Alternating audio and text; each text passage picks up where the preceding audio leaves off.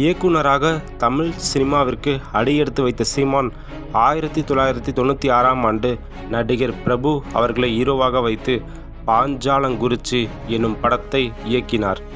கிராமத்து பின்னணியில் அதிரடியான சண்டை காட்சிகளுடன் கூடிய கதையாக இப்படம் வெளியாகியது. இந்த படத்தில் இடம்பெற்ற வந்தியலா என்ற பாடலுக்கு சீமானே பாடல் வரிகள் எழுதினார் என்பது குறிப்பிடத்தக்கது.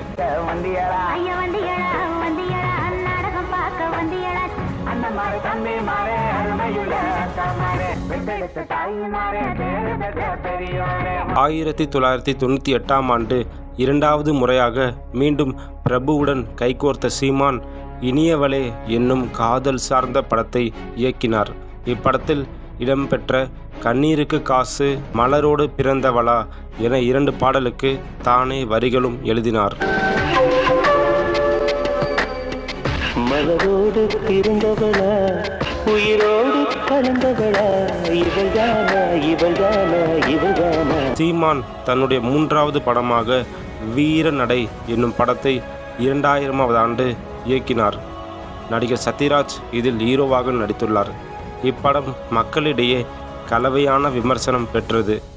மேலும் வானத்தை பார்த்த பூமி பாடலுக்கு சீமானே வரிகள் எழுதியுள்ளார். சீமான் இயக்கிய தன் முதல் 3 படங்களுக்கும் தேவாதான் இசையமைத்துள்ளார் என்பது குறிப்பிடத்தக்கது.